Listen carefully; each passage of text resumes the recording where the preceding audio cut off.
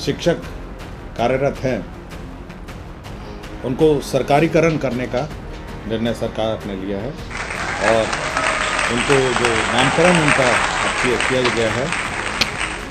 अब सभी इस प्रकार के शिक्षकों को विशिष्ट शिक्षक के रूप में नाम रखा जाएगा। आज 29 एजेंडा पर आज मंत्रिपरिषद में विचार हुआ और मंत्रिपरिषद ने विचार करने के बाद निर्णय लिया।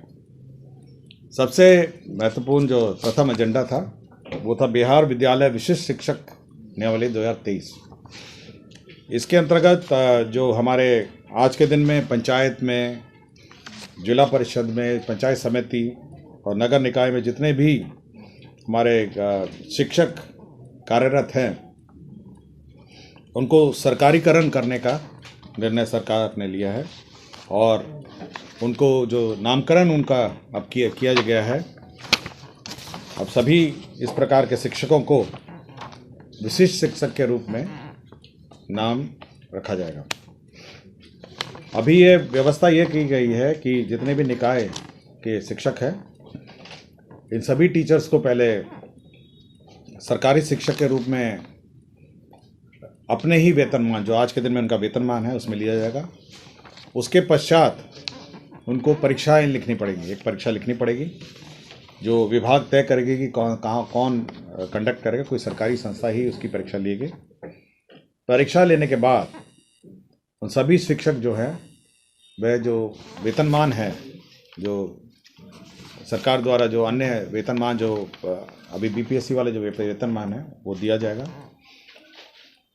उनको 3 अटेम्प्ट दिए जाएंगे, 3 बार ये परीक्षा होगी और अगर 3 बार ये परीक्षा नहीं होगी तो जो बच जाएंगे, जो फेल हो जाएंगे या जिन्होंने परीक्षा जानबूझ के नहीं दिया है, उसके बारे में सरकार अलग से निर्णय लेगी। जो विशिष्ट शिक्षक हैं उनको प्रमोशन का भी व्यवस्था है। वर्ष कक्षा 1 से 5 के जो हैं अगली श्रेणी जो होगी वो 6 से 8 की श्रेणी में 8 वर्ष में होगा। 6 से 8 वाली जो है 8 वर्ष के बाद 6 से 8 वर्ष होगा। 11 से 9 से 10 वाले हैं उनको 8 वर्ष में प्रमोशन होगा और 11 से 12 में 8 वर्ष में प्रमोशन होगा। तो ये व्यवस्था की गई। साथ ही साथ जो ये लोग अब विशिष्ट शिक्षक बनेंगे उनको पहले 3 ऑप्शन देने पड़ेंगे जिलों के और सरकार उनके ऑप्शन के हिसाब से उनको पोस्टिंग देगी। मैं आपको पूरा डिटेल में दे देता हूँ। हम एक कॉपी पूरे नियमावली का कॉपी दे देता हूँ, मैडम आपसे दे देंगी। और बड़े तकनीकी है, मैं नहीं चाहूँगा कि कोई मिस इंटरप्रेट इसमें हो, तो आप इस नियमावली के आलोक में जो कॉपी है, जो डिटेल्स है उसके आलोक में, ये प्रमोशन है कि आपके हर 8 वर्ष में 1 से 5 का जो है 8 वर्ष में प्रमोशन होगा। 6 से 8 क्लास में, 6 से 8 क्लास वालों का 8 वर्ष में होगा। 9 से 10 वालों का 8 वर्ष में प्रमोशन होगा। 11 से 12 का 8 वर्ष में। तो प्रमोशन की व्यवस्था है और प्रमोशन में भी कंडीशनल है, आपको अर्हता भी होनी है प्रमोशन के लिए और साथ ही साथ इसके बारे में भी नियमावली। महत्वपूर्ण ये बात है कि जब आप सरकारी सेवक में आप आएंगे तो आपको 3 ऑप्शन देने पड़ेंगे। 3 ऑप्शन जिलों के ऑप्शन देने पड़ेंगे और उसके अनुसार पोस्टिंग होगी।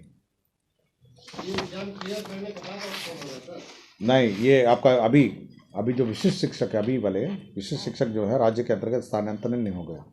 प्रारंभ नियम अनुसार के साथ क्षमता परीक्षा में शामिल होने के समय जब आप परीक्षा में शामिल होंगे तो आपको 3 जिलों की प्राथमिकता मांगी जाएगी और जहां से वे अपनी सेवा देना चाहते हैं और क्षमता परीक्षा में उनकी मेगा क्रमांक के आधार पर उन्हें उनके द्वारा चुना हुआ जिला मिलेगा। तो आपको परीक्षा देनी पड़ेगी। अगर आप परीक्षा नहीं देते हैं या फेल हो जाते हैं तो जो बचे हुए हैं, जो स्थानीय निकाय के टीचर हैं, उसके बारे में सरकार अलग से निर्णय लेगी। अभी सर इनकी क्या स्थिति रहेगी? ये विशिष्ट अभी जो स्थिति है ये अपने ही वेतनमान में सरकारी सेवक होंगे।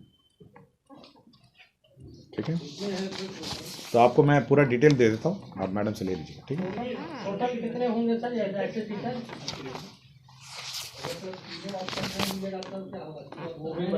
मैंने बता दिया ना, उसके बाद सरकार निर्णय लेगी इनके बारे में। हाँ, यस, साथ ही साथ जिलों का ऑप्शन देना है। टोटल कितने शिक्षक हैं? ये हमको अनुमानित, हम अनुमान नहीं मार सकते क्योंकि प्रस्ताव में केवल नियमावली की बात आ रही है। ठीक है ना, ये विभाग आपको दे देगा कि कितने लोग हैं, बट नियमावली मैंने पूरी डिटेल आपको दे दी।